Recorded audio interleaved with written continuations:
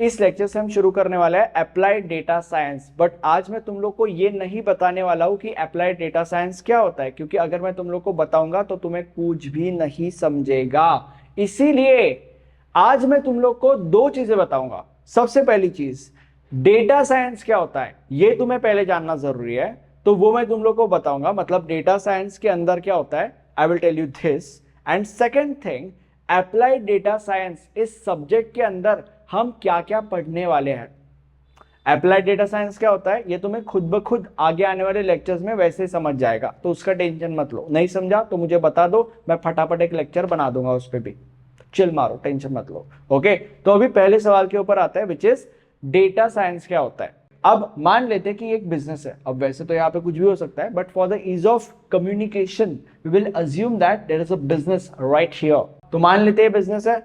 अब data science एक ऐसा फील्ड है जिसके अंदर हम अलग अलग statistical techniques, mathematical techniques, computer science techniques वगैरह वगैरह वगैरह, इन अलग अलग टेक्निक्स को अलग अलग तरीके से कंबाइन करते हैं और इन कॉम्बिनेशंस को यूज किया जाता है।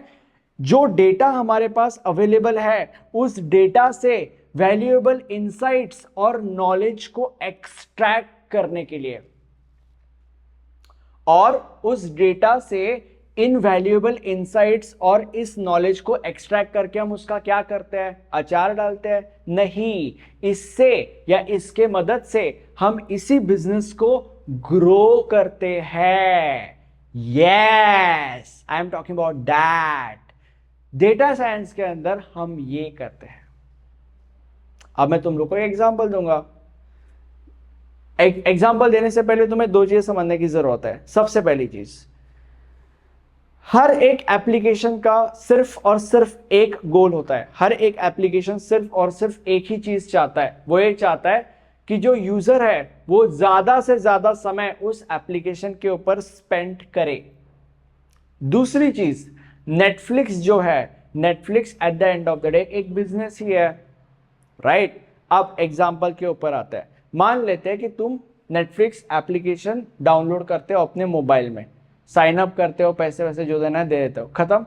अब जब तुम नेटफ्लिक्स के डैशबोर्ड पे आते हो तब तुम्हारे सामने जितने भी अलग अलग टाइप की मूवीज है या जितने भी अलग अलग कैटेगरीज की मूवीज है, उनमें से तुम सबसे पहले 3 से 4 मूवीज देखते हो। सबसे पहले जो मूवी तुम देखते हो वो मूवी है दिल्ली वैली, पूरी की पूरी देखते हो। और दिल्ली वैली ये जो मूवी है वो डार्क कॉमेडी कैटेगरी की है। दूसरी मूवी जो तुम देखते हो वो है काला कांडी, जो तुम पूरी की पूरी देखते हो, और ये जो मूवी है ये भी डार्क कॉमेडी कैटेगरी की मूवी है, राइट? उसके बाद जो मूवी तुम तीसरी, यानी कि तीसरी बार, थर्ड, 2 मूवीज होने के बाद जो तीसरी मूवी तुम देखते हो वो है wrong turn 6 the last resort. ये जो मूवी है ये तुम थोड़ी थोड़ी देखते हो, और ये जो मूवी है ये हॉरर एक्शन कैटेगरी की मूवी है। चौथी मूवी जो तुम देखते हो वो है वर्ल्ड वॉर जेड। ये मूवी भी हॉरर एक्शन कैटेगरी की है, और ये मूवी भी तुम थोड़ी थोड़ी देखते हो, और उसके बाद तुम नेटफ्लिक्स ऐप बंद करके पढ़ाई करने के लिए चले जाते हो, ठीक है? अब जो भी तुमने नेटफ्लिक्स के ऊपर ये कांड किया है, इस कांड से, या जो भी एक्शन तुमने वहां पे लिया है, जो भी तुमने किया है, जो भी तुमने वहां पे देखा है, उन सारी की सारी चीजों से नेटफ्लिक्स को तुम्हारे बारे में मिला है कुछ डेटा, ठीक है? अब नेटफ्लिक्स क्या करेगा? नेटफ्लिक्स एज अ बिजनेस, जो उसे तुम्हारे बारे में डेटा मिला है उस डेटा के ऊपर वो अलग अलग स्टैटिस्टिकल टेक्निक्स अप्लाई करेगा, अलग अलग मैथमेटिकल टेक्निक्स अप्लाई करेगा, अलग अलग कंप्यूटर साइंस टेक्निक्स वगैरह वगैरह वगैरह, ये सारे के सारे टेक्निक्स या इन टेक्निक्स के कॉम्बिनेशंस अप्लाई करेगा, और जो डेटा उसे तुमसे मिला है उस डेटा से वैल्यूएबल इंसाइट्स और नॉलेज एक्सट्रैक्ट करेगा।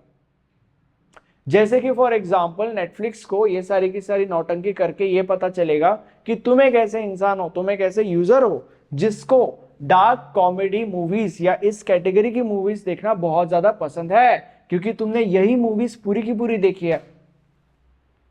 ये पता चल गया नेटफ्लिक्स को, राइट? अब अगली बार मान लेते हैं नेटफ्लिक्स के ऊपर 2 मूवीज रिलीज होती है। एक है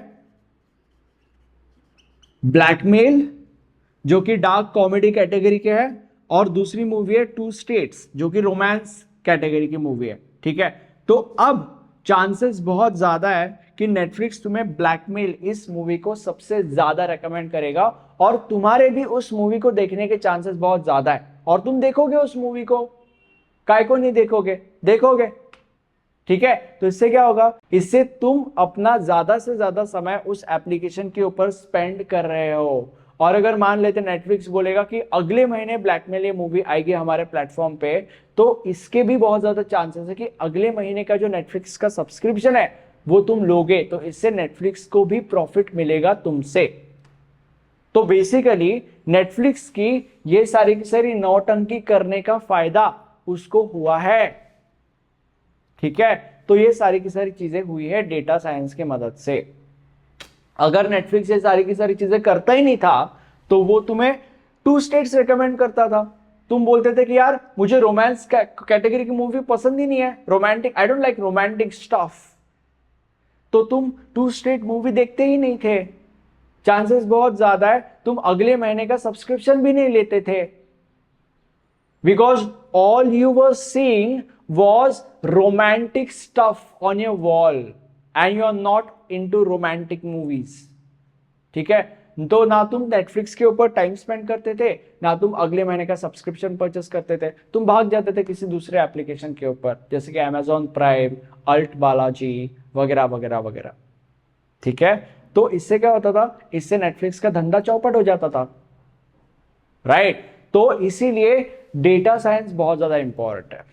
तो बेसिकली ये जो पूरा का पूरा प्रोसेस है कि अलग अलग statistical techniques, mathematical techniques, computer science techniques वगैरह वगैरह वगैरह, इन सारे के सारे टेक्निक्स की कॉम्बिनेशंस का इस्तेमाल करके डेटा से वैल्यूएबल इंसाइट्स और नॉलेज को एक्सट्रैक्ट करना, और उन वैल्यूएबल इंसाइट्स और नॉलेज का इस्तेमाल करके एक बिजनेस को ग्रो करना, ये जो प्रोसेस है, यही प्रोसेस डेटा साइंस के अंदर किया जाता है, या data science is all about his process.